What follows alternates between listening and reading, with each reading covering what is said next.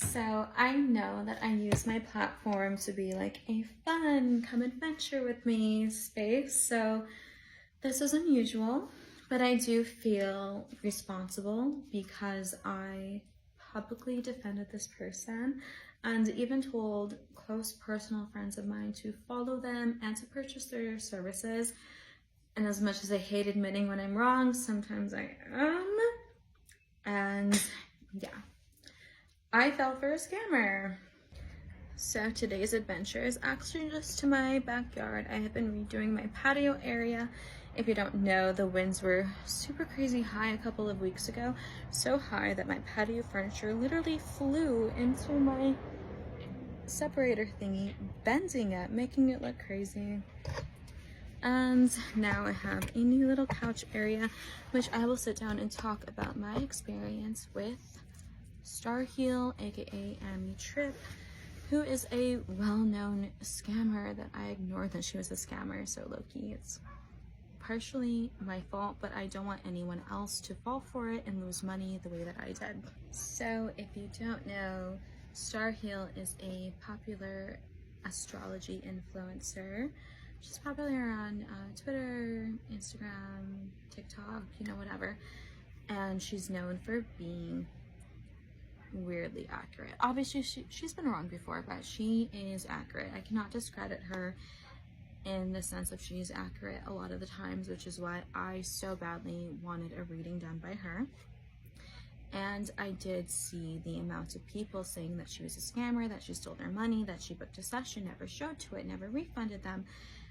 And I don't know why, because I'd never done a reading with her, but I defended her. I think it's like the influencer in me where like people have called me a scammer before, and so I'm very quick to defend other people. Because I'll give you an example, like someone could ask for like, I want a video of this, and I'm like, absolutely, I have that, and then I send it to them. And I'm a human, I make mistakes where I don't check their purchases, and so I send them a video that they already have, and then they're like, you're a scammer, I already bought that video. And it's like, whoa, whoa, whoa. I'm like, I didn't know, I'm sorry. Like, I should have checked first. I didn't. It was a genuine error. And then I go about to make it right. And that is how I viewed her. And so I was giving her the benefit of the doubt of like, you know, she kept using her assistant as like an excuse. No, my assistant booked that and I didn't know, and I never saw the email and no one ever told me, and I, you know, whatever. And so I believed her. So I went ahead and I booked my session. I booked it in October 2024, and she was all booked out until January. And so, and then every review I read, she's amazing. So I was like, wow, I want to book with her, you know. So I booked a session with her, and January 19th comes along, she never shows. Okay. She emails me like about 3 weeks later saying, hey, I wasn't able to do your report because I don't know your birthday information. Can you send that to me?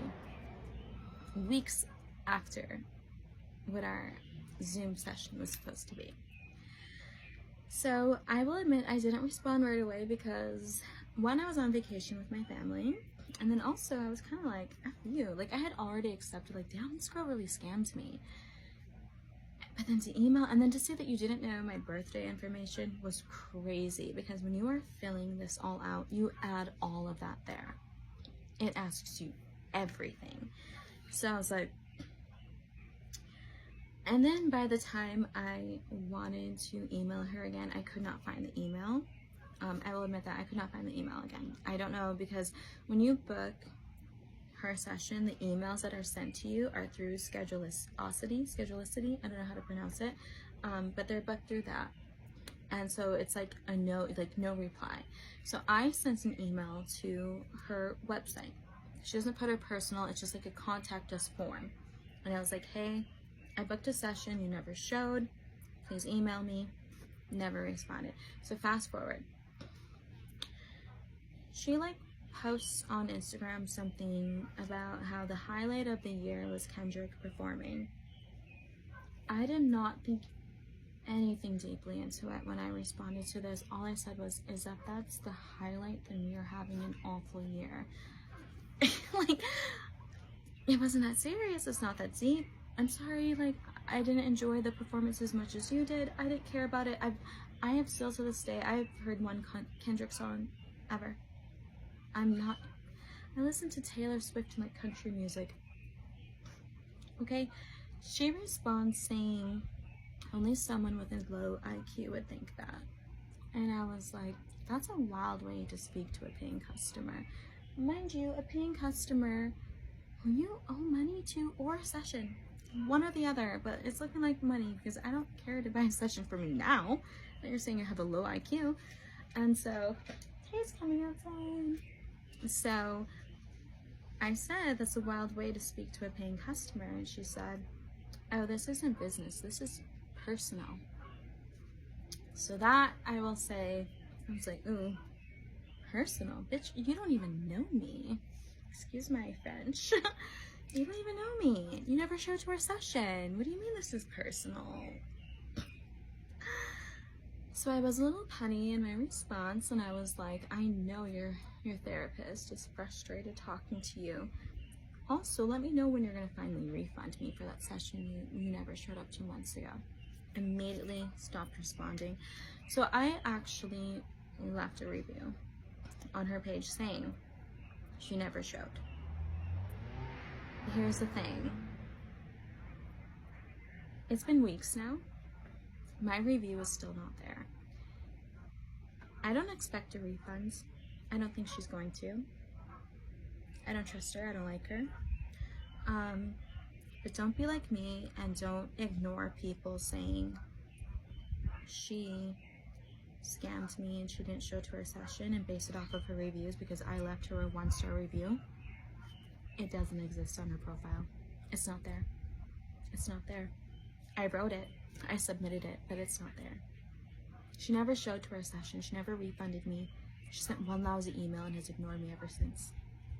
So, do what you will with that information. Just know that she is 100% a scammer, like everyone claimed her to be, and I ignored it, so I made that mistake so that you don't have to. She is a scam artist, and she's a bully on top of it. Sorry I didn't like Kendrick.